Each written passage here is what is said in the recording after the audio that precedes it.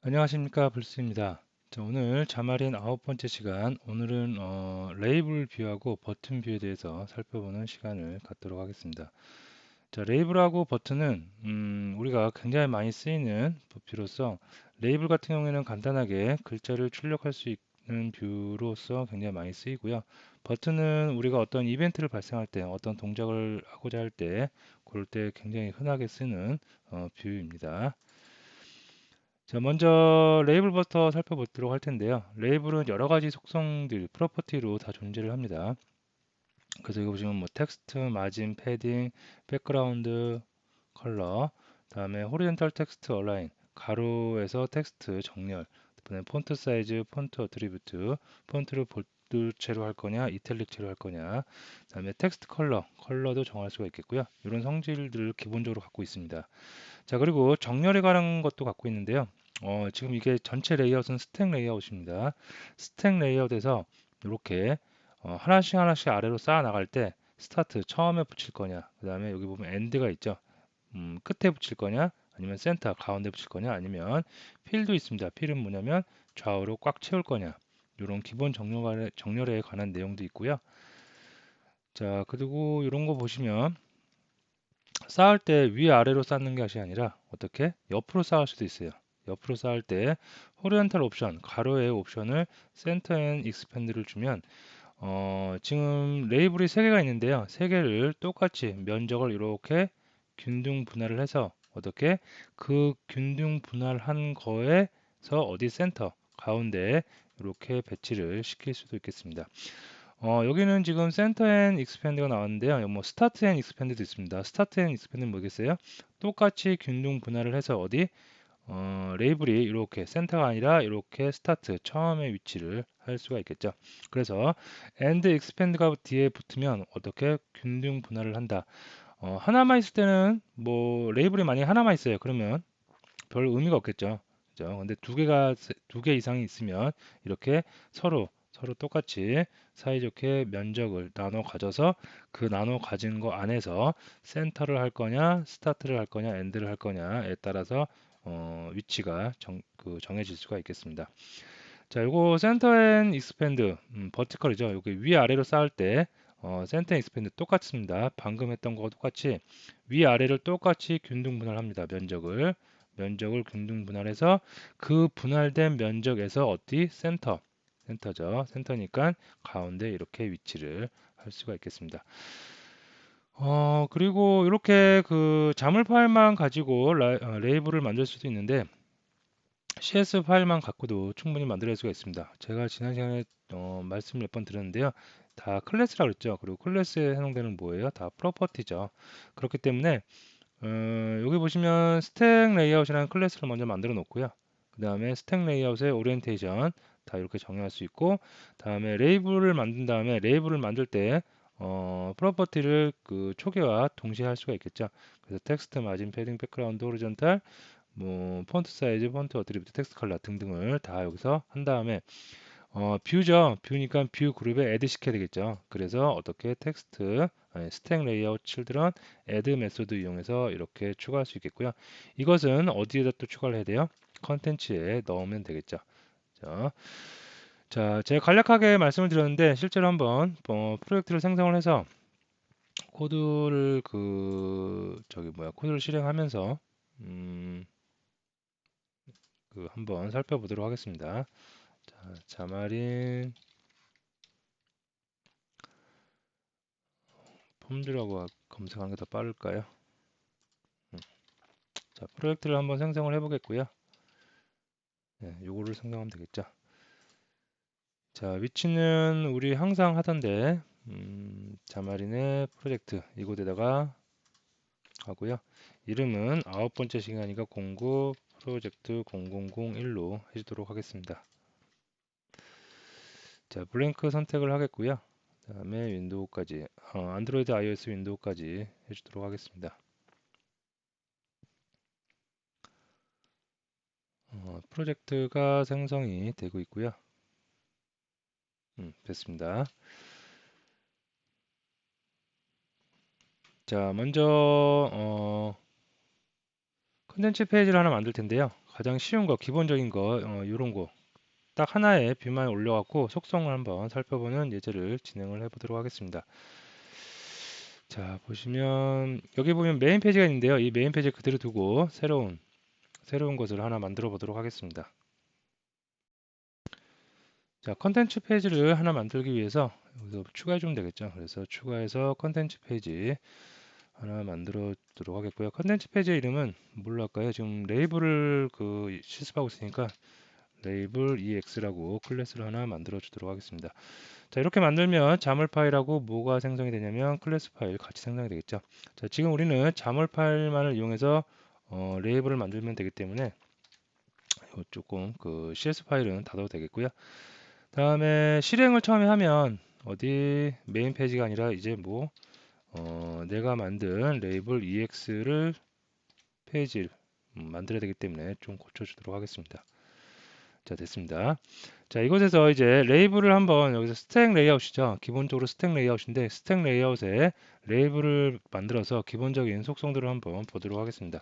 자, 레이블 클래스입니다. 그래서 레이블을 한번 만들어 보면 되겠고요. 여기 이제 프로퍼티로 존재하는 게 텍스트, 가장 기본적인 거 텍스트 레이블 01이라고 한번 해보도록 하겠습니다. 자, 그 다음에 여기까지 한번 해보고 한번 확인해 볼까요? 네, 이렇게 한번 확인해 보면 스택 레이아웃의 기본적인 오리엔테이션은 기본적으로 버티컬입니다. 그래서 위에서 아래로 쌓는 모양이 될 수가 있겠고요. 자, 요거를 한번 안드로이드 에뮬레이터를 실행을 시켜서 시작을 한번 어떻게 뜨는지 보도록 하겠습니다. 자, 아까 말씀드렸듯이 레이블은 텍스트를 출력하기 위한 가장 간편한, 쉬운, 간단한 도구라고 여러분이 보시면 되겠고요. 특별한 내용 없이 그냥 내가 타이핑한 대로 바로바로 출력이 된다고 보시면 될 듯합니다. 제 PC가 그렇게 좋은 사양은 아닌데 그렇다고 떨어지는 건 아니고요. 그런데 에뮬레이터를 키면 굉장히 팬이 굉장히 시끄럽게 막 돌아갑니다.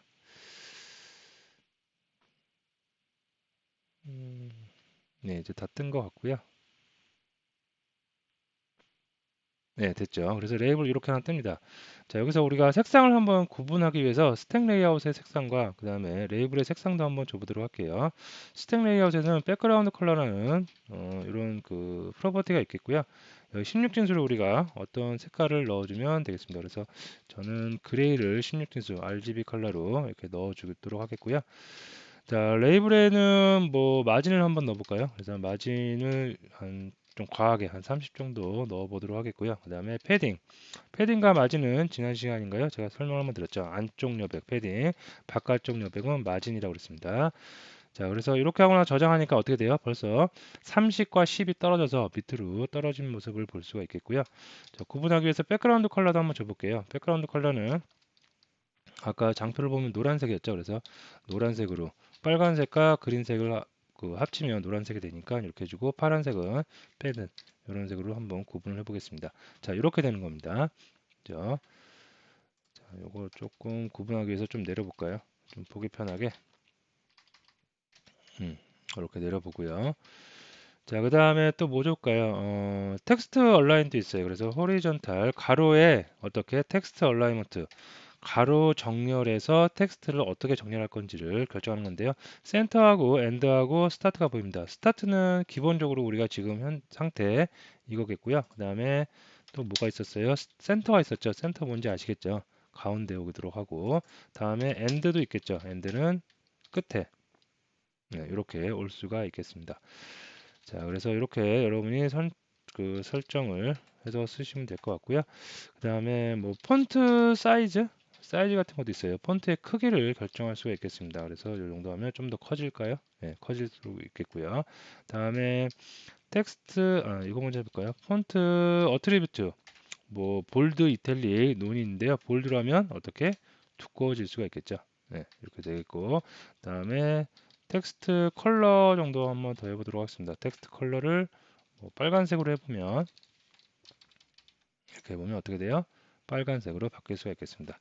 자, 그래서 지금까지 살펴본 게 이제 레이블의 기본적인 텍스트에 대한 속성이라고 볼 수가 있겠죠. 그래서 굉장히 직관적으로 이름도 직관적으로 잘 지어놨고요. 그 다음에 정렬, 뭐 센터, 스타트, 엔드 직관적으로 잘 해놨기 때문에 여러분들이 한 번씩 실습을 해보시면 그리 어렵지 않게 하실 수가 있을 겁니다.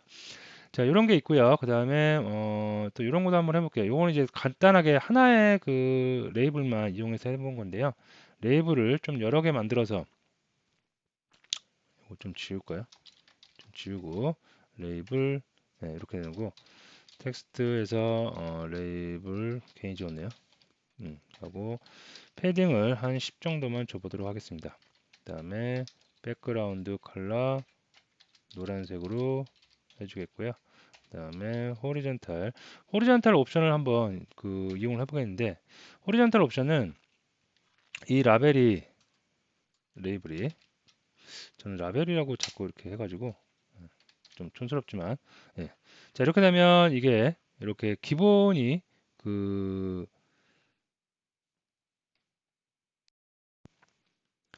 필입니다. 필. 그래서 호리전탈 옵션이라는 게 있는데요. 자, 이거 한번 그냥 코딩을 해보고 한번 보면 쉽게 이해될 수 있습니다. 자, 필이라는 거 있어요. 자, 필이라는 걸 딱 주면 결과를 보면 별 변화가 없습니다. 이게 디폴트라 그래요. 네, 필 꽉 채우는 겁니다. 근데 난 꽉 채우기 싫어요. 그러면 이거를 좀 복사를 해서 비교를 한번 해보도록 하겠습니다. 자, 이렇게 해서 나는 꽉 채우기 싫어요. 요거 2, 3, 4로 한번 바꿔보도록 하겠습니다. 꽉 채우기 싫다. 그러면 어떻게 스타트가 있어요. 그러면 그 텍스트 크기만큼만 어떻게 이렇게 스타트 첫 번째 놓을 수가 있겠고요. 나는 이번에는 엔드 끝에 놓고 싶어요. 그 열의 그 행의 끝에 그죠 이렇게 스택 기본적으로 스택 레이아웃에 쌓기 때문에 위에서 아래쪽으로 쌓아 나가는 거죠. 거기서 기본 디폴트가 필이에요. 레이블의 기본 그 호리젠탈 옵션은 필이기 때문에 꽉 채우는데 나는 싫다. 첫 부분에만 스타트 부분에만 채우고 싶다. 그러면 스타트, 엔드 부분에만 채우고 싶다. 엔드. 자, 센터도 있겠죠. 그래서 센터를 놓으시면 어떻게 이렇게 가운데만 놓는 위치하는 정렬을 만들어낼 수도 있겠습니다. 자, 이번에는 지금 스택 레이아웃을 보면 스택 레이아웃의 기본의 오리엔테이션이 버티컬이기 때문에 위에서 아래로 지금 쌓고 있습니다. 근데 나는 이거를 방향을 바꿀 수가 있어요. 가로로 쌓겠다. 그럼 어떻게 되냐면 이렇게 가로로 쌓아 놓을 수가 있겠는데요. 가로로 쌓을 때 요 기본 아까 세로로 쌓을 때는 옆으로 가는 호리젠탈 옵션이 필이었죠. 그래서 옆으로 꽉 채웠는데요. 가로로 쌓기 때문에 이번에는 세로로 꽉 채우는 결과를 만들어낼 수가 있겠습니다. 그래서 호리젠탈로 하면 이제 호리젠탈 옵션보다 이제 버티컬 옵션이 좀 중요할 수가 있겠죠. 그래서 버티컬 옵션을 한번 줘보도록 하겠습니다. 이렇게 그 다음에 좀 카피를 할까요? 이렇게 하면 어떻게 돼요? 버티컬 가로로 쌓는데 세로를 이렇게 스타트 첫 부분에만 놓을 거냐, 저 범위를 선택할 거냐, 아니면 엔드 끝에만 할 거냐, 센터 가운데 할 거냐, 필이 기본이라고 했죠. 이렇게 다 전부 다 채울 거냐 이렇게 선택을 할 수가 있겠고요. 그 다음에 이런 거 한번 해볼까요? 자, 센터 익스펜드가 있는데요. 자, 이거를 전부 다 한번 적용을 해볼게요. 네, 이렇게 그럼 어떻게 되냐면 버티컬 예, 이 상태에서는 별 효과가 없죠. 이게 지금 그 가로로 돼 있어서 그래요. 가로로 되는데 위아래로 뭐 그 다른 차일드 뷰가 없기 때문에 익스펜드를 해도 별 효과가 없습니다. 그래서 이거를 버티컬로 바꾸면 효과가 나타날 수가 있겠죠. 자, 버티컬로 바꾸면 위아래로 쌓아요. 위아래로 쌓았는데 어떻게? 면적을 나누는 거죠. 요게 지금 레이블이 몇 개인가요? 네 개죠. 네 개가 똑같이 면적을 전체 면적을 기준으로 해서 이렇게 면적을 나눈 다음에 그 나눈 거에 어디? 센터에 위치하겠다는 얘기예요. 그죠? 그래서 센터 익스펜드 해서 똑같이 균등 분할해서 면적을 나눠 가질 수도 있겠습니다. 자, 이렇게 해서 여러분들이 그 기본적인 텍스트 속성하고 이 정렬에 관한 거 있잖아요. 요거를 장표를 좀 보면 정렬에 관한 거 정렬에 관한 거는 스타트 엔드 센터는 필은 뭐 별 특별한 거 없을 겁니다. 그래서 가로 그 버티컬 오리엔테이션 옵션이 세로 정렬이냐 가로 정렬이냐에 따라서 스타트 처음에 위치하고 엔드 마지막에 위치하고 센터 가운데 위치하고 필 꽉 채우고 필이 기본이라고 했습니다. 요거는 별로 어려움이 없는데 요거 센터 앤 익스펜드 그죠? 이거는 나를 포함하고 있는 분모의 정렬이 오리엔테이션이 호리존탈이나 버티컬에 따라서 세로로 쌓을 때 또는 가로로 쌓을 때 면적을 균등 분할한다는 거. 이 익스펜드는 그냥 머릿속에 균등 분할한다. 그죠? 한 개 있을 때는 별 의미가 없고요. 두 개 이상의 차일드가 있을 때 서로 면적을 똑같이 나눠 가지면서 뭐 한다. 그죠? 배치한다. 그래서 센터 자리에는 익스펜드는 균등 분할이라고 그냥 생각하시면 될 것 같고요. 센터 자리에는 스타트 엔드 그다음에 뭐 그 센터 등이 올 수 있다는 거 그거를 알아두시면 되겠습니다. 자, 지금까지 우리가 자물 파일만 갖고 이용을 했는데요. 뭐 그 CS 파일 갖고도 이렇게 할 수가 있어요. 그래서 스택 레이아웃 만들고 그다음에 레이블 만들고 그다음에 스택 레이아웃에 레이블을 붙이는 거. 이것도 간단하게 한번 해보면 자, 좀 정지하고 파일을 또 만들어야 되겠죠. 그래서 추가해서 새 항목에 컨텐츠 페이지 이번에는 레이블 뭐랄까요? CSEX라고 하도록 하겠습니다.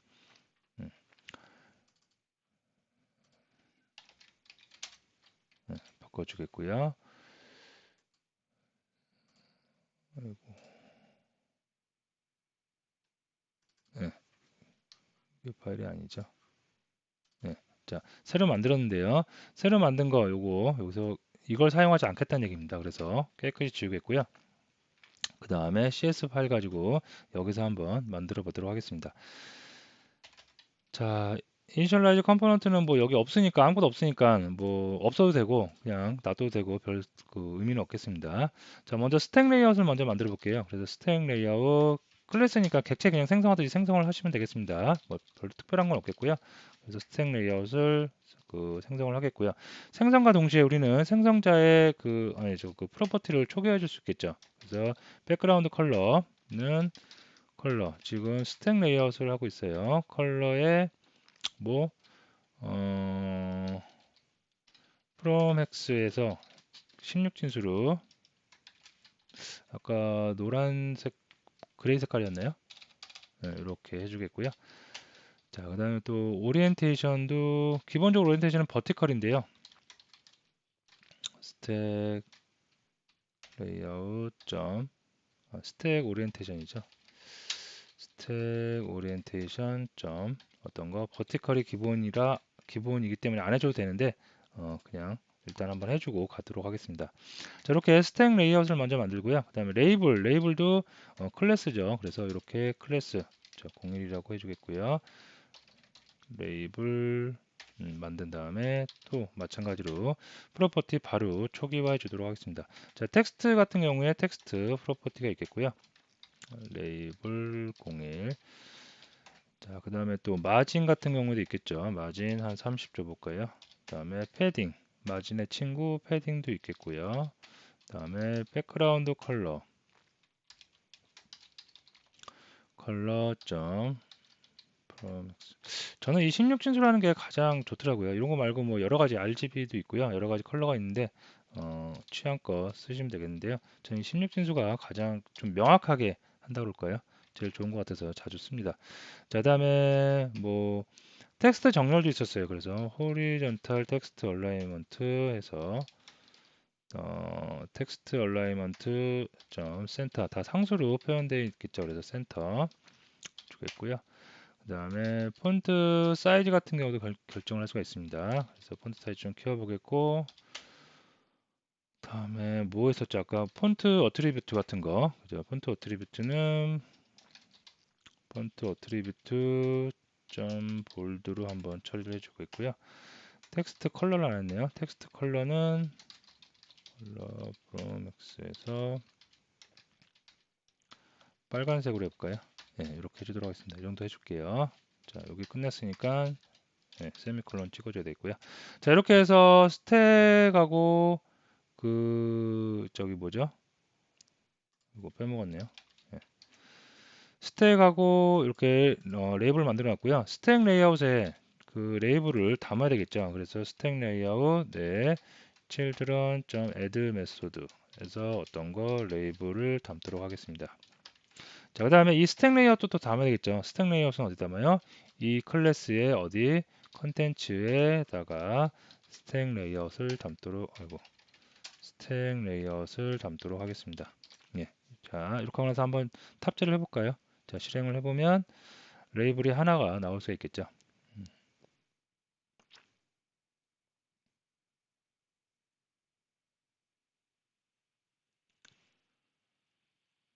예, 자, 이렇게 나올 수가 있겠습니다. 그래서 그 자물 파일을 이용하지 않고 여러분들이 이렇게 할 수가 있겠고요. 어, 지난 시간인가 지지난 시간에 제가 잠깐 설명드렸는데 여기 그 뭐죠? 자물 파일에 이따가 버튼 할 때 다시 얘기를 드릴까요?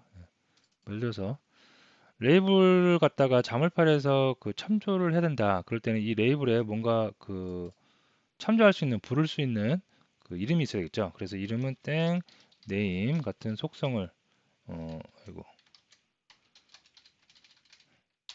네임 같은 속성을 이용해서 이름을 정해주면 어디 CS 파일에서 우리가 이 네임을 가지고 바로 접근할 수 있다고 그랬죠. 그런 것까지 참고적으로 알아두시면 되겠습니다. 자, 이제 다시 장표로 오도록 하겠습니다. 그래서 레이블은 간단하게 그 텍스트를 출력하는 것으로서 유용하게 쓰이니까 여러분이 잘 알아주면 될 것 같고요. 뭐 텍스트라든가 이런 기본 속성은 별 어려움이 없는데 이 호리존탈 옵션 가지고 이제 정렬을 하는 것만 여러분이 조금 유심히 봐주시면 되겠습니다. 다음에 CS 파일에서 생성하는 방법. 클래스 생성하는 거 똑같다고 보시면 돼요. 그리고 자문의 모든 그 클래스 안에 들어있는 뷰나 뷰 그룹 안에 들어있는 속성들은 다 프로퍼티이기 때문에 프로퍼티 여러분들이 그냥 손쉽게 그냥 직관적으로 바로바로 사용을 하실 수가 있겠습니다. 이런 게 장점이라고 볼 수가 있겠죠. C샵에. 자, 다음에 버튼 한번 알아보도록 할게요. 자, 버튼도 뷰인데요. 레이블하고 마찬가지로 버튼도 텍스트 기본적인 속성들이 있는데 버튼의 주요 그 기능은 어떤 거 버튼을 클릭을 했을 때 그죠? 이벤트가 발생을 하고 버튼을 클릭을 하면 이벤트가 발생을 하죠. 이 버튼으로부터 이벤트가 발생을 하고 그럼으로써 우리 리스너라고 하는 핸들러라고 하는 어떠한 함수가 호출돼 가지고 그 함수가 특정한 동작을 할 수가 있어야 되겠죠. 그래서 버튼의 기능은 요 기능이 핵심이라고 볼 수가 있겠습니다. 그러면 버튼을 어떻게 UI를 만드는지 그리고 그 버튼에 이벤트를 어떻게 달고 핸들러는 어떻게 달 수 있는지 등을 한번 보도록 할게요. 자, 여기서 좀 닫겠고요.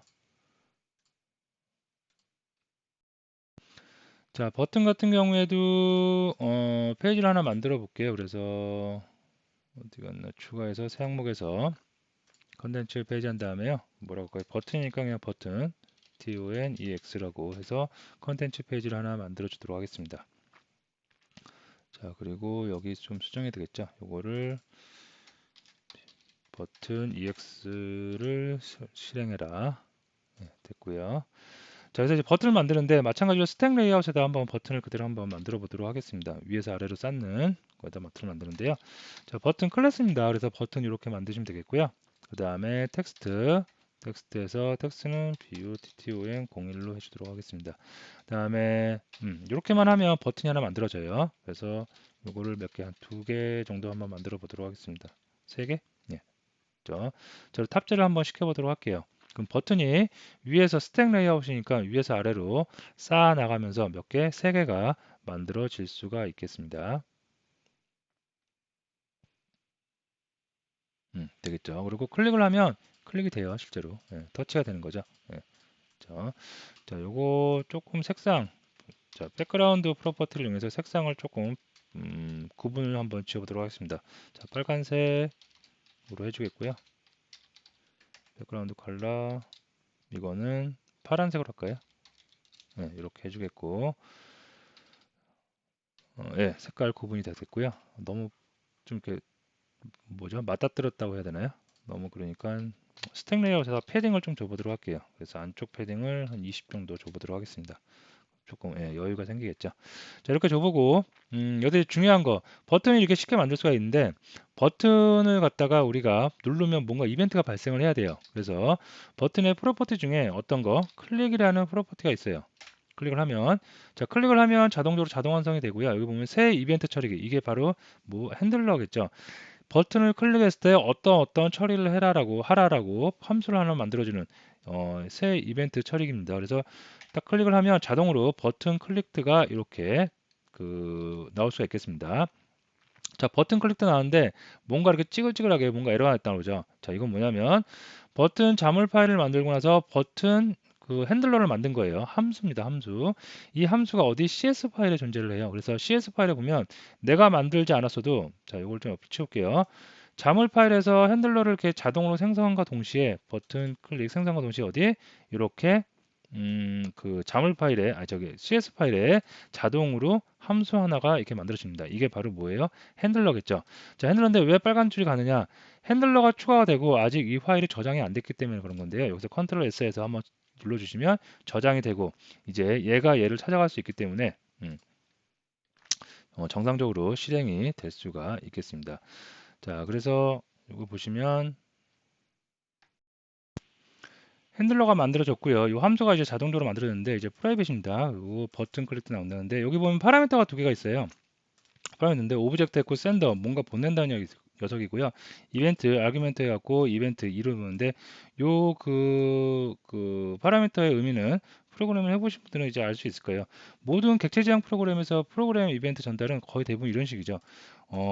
이벤트를 발생시킨 녀석이 누구냐? 지금 버튼 1번 얘를 클릭했다면 얘가 바로 이 객체로 들어오겠고요. 그 다음에 이벤트가 발생할 때는 여러 가지 정보들이 존재할 수가 있겠죠. 그래서 이벤트 아규멘트라는 객체를 이용해서 여기에 정보가 들어옵니다. 그래서 간단하게 여기서 이벤트 들어오는 거 뭐 한번 출력을 해보면 자, 그냥 간단하게 디버그 한번 해볼까요? 디버그 좀 라이트 예, 라이트 라인 해가지고 뭐 간단하게 그냥 디버그 버튼 1 출력됐다고 할까요? 예, 버튼 1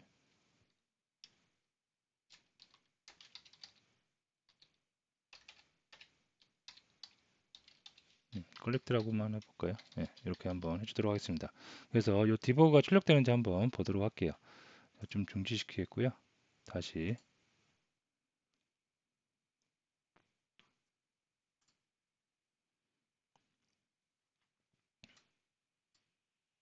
예, 그러면 디버그 출력에 한번 클릭을 한번 해보도록 하겠습니다. 그러니까 디버그 버튼 클릭드 예, 출력되는 것을 볼 수가 있겠죠. 그래서 이렇게 버튼을 만들고 버튼에 필요한 핸들러 자동으로 생성되는 이거를 이용을 해서 우리가 만들 수가 있겠고요. 해본 김에 알러창 한번 띄워볼까요? 자, 디스플레이 알럿이라고 기능이 있습니다. 이거는 이제 알럿창 노티 창이 뜨는 건데요. 자, 여기는 세 가지 매개 변수가 들어가요. 첫 번째 노티 창에 알럿 창의 타이틀입니다. 그래서 배턴 01이라고 짓겠고요. 그다음에 여기는 메시지가 들어갑니다. 그래서 메시지는 이 내용을 한번 넣어보도록 하겠고요. 아이고. 그다음에 알럿 창을 닫아야 되기 때문에 닫는 버튼에 또 이름을 지어줄 수가 있겠습니다. 자, 이렇게 해볼게요. 창 닫고 다시 한번 실행을 해보도록 하겠습니다.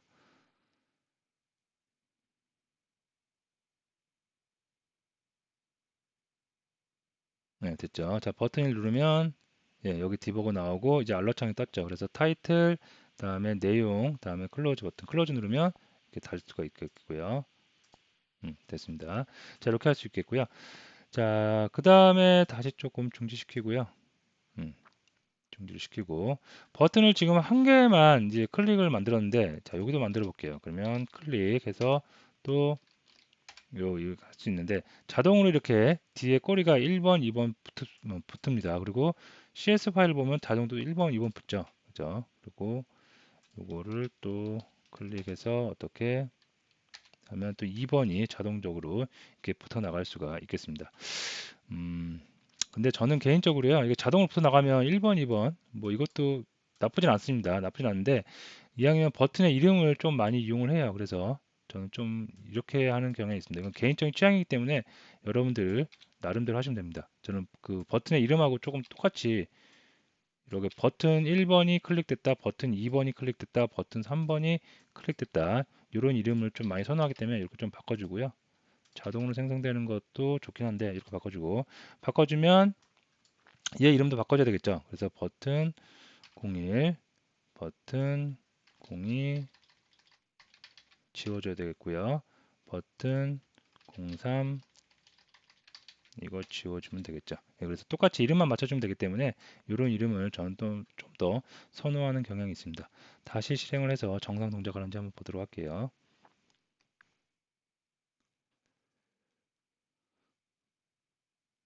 아, 여기 코딩을 안 했군요. 네, 여기 정상 시작을 하고요. 자, 중지시키고 그대로 긁어서 오도록 하겠습니다. 그래서 2번, 2번, 3번이겠죠. 네, 됐습니다. 자, 다시 탑재를 시켜서 버튼 1번, 2번, 3번 클릭했을 때 다 오는지 한번 보도록 하겠습니다. 자, 1번 클릭하니까 1번 됐고요. 예, 로고도 찍혔고요. 다음에 2번 예, 됐고 3번 클릭하면 3번 예, 각각의 그 정확하게 함수가 호출된 것을 볼 수가 있겠습니다.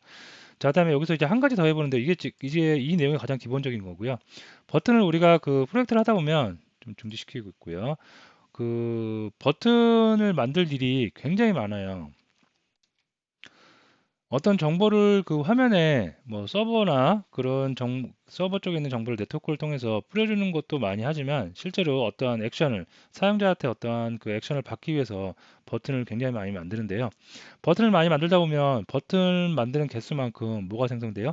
이 핸들러라는 함수가 굉장히 많이 생성되겠죠. 그래서 핸들러를 이렇게 쓰면은 뭐 쓰는 건 좋아요. 좋은데 어제 따지고 보면 거의 비슷한 형태죠. 그죠? 그래서 우리는 조금 더 개발자들은 중복된 코드를 줄여 나가는 게 좋겠죠. 그래서 이걸 하나의 뭐랄까 하나의 함수로 한번 모아 보도록 하겠습니다. 그래서 이걸 좀 추적 처리를 제가 좀 해보겠고요. 네, 해보겠고 동작은 똑같은데 동작이 똑같을 때 각 버튼에 따라서 세부적인 내용만 조금 달라지면 되기 때문에 이렇게 한번 해볼게요. 자, 프라이빗 보이드 해갖고 제가 함수를 하나 만들도록 하겠습니다. clicked onClicked 뭐 btn 이렇게 함수를 하나 만들어 주겠고요.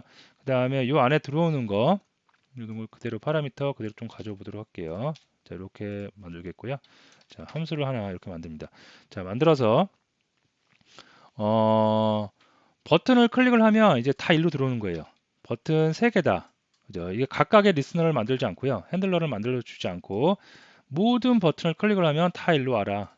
이렇게 제가 수정을 좀 하도록 하겠습니다. 그러면 이 버튼을 어떤 버튼을 눌러지던 간에 이제는 이쪽으로 다 들어옵니다. 여기로 온클릭드 버튼 들어오는데 그러면 이 온클릭드 버튼에서는 분기를 해야 돼요. 어떤 분기? 버튼 1번이 만들어졌는지 버튼 2번이 만들어졌는지 버튼 3번이 클릭됐는지를 알아야 되겠죠. 그래서 여기서 이제 버튼에 각각의 이름을 한번 줘보도록 할게요. name btn01이라고 주겠고요. 그 다음에 여기다가 각각 2번, 3번이라고 주도록 하겠습니다. 그러면 버튼을 클릭했을 때 여기 파라미터로 들어온 샌더가 뭐예요? 클릭이 된 그 터치가 된 버튼이라고 그랬죠. 그래서 이 샌더 안에 있는 정보를 조금 우리가 뒤져보면 이 아이디가 있을 것 같아요. 그래서 저 아이디를 한번 이용해 보도록 하겠습니다.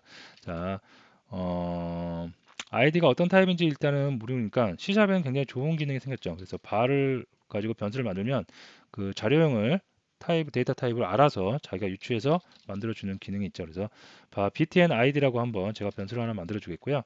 그 다음에 이 샌더의 아이디를 구하는데 이 샌더는 타입이 오브젝트 타입이죠. 그래서 이거를 뭘로 캐스팅해야 돼요? 우리는 지금 버튼이니까 버튼으로 캐스팅해 주겠고요. 그 다음에 또 이거를 여기서 이 전체로 버튼으로 만든 거에서 뭐 아이디를 구해올 수가 있겠습니다. 그러면 지금 내가 클릭한 거 1번을 클릭했냐 2번 클릭했냐 3번 클릭했냐 따라서 그 버튼이 들어오고요. 그 버튼이 갖고 있는 아이디를 가져올 수가 있겠습니다. 자, 그래서 이제 조건문으로 한번 if 문문 같은 거로 한번 비교를 해보면 되겠죠. 그래서 btn id가 btn id가 뭐뭐와 같다면 btn01 이 녀석 바로 참조할 수 있다고 했습니다. 바로 이 녀석의 뭐랑 같으면 id하고 같으면 아이디가 같으면 그럼 뭐예요? 1번 버튼이 눌러진 거겠죠. 그죠? 그래서 여기다가 뭐 좀 가져오도록 하겠습니다. 1번 버튼이 눌러졌어요. 이렇게 로고 찍고 알러창 좀 되겠고요. 자, else if 해서 어떻게 해요? 이번에는 btn 아이디가 눌러진 그 오브젝트 버튼의 아이디가 뭐랑 같으면 2번이랑 같으면 2번이 눌러진 거겠죠. 그래서 2번이 눌러진 경우 그 다음에 else if 해서 이번에는 뭐예요? 3번이 눌러진 경우겠죠. 그래서 똑같이 3번이 눌러진 경우 네, 이렇게 구분을 할 수가 있겠습니다. 그래서 3번으로 좀 바꾸면 되겠죠.